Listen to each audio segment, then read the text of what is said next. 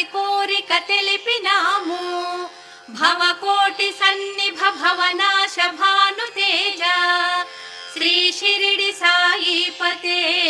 తవ సుప్రభాతం శరణన్న చాలు కరుణింతువు అవధూత సాయి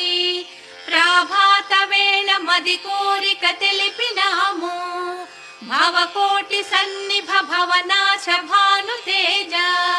శ్రీ షిరిడి సాయిపతే తవ సుప్రభాతం నీ ఆజ్ఞ కోరినవి శ్రీ సాయి ఆనింగినేల ఊహించ మాతరమా నీ వింత లీల లేలెమ్ము తెలవారె ఓ దీన బంధు శ్రీ షిరిడి సాయి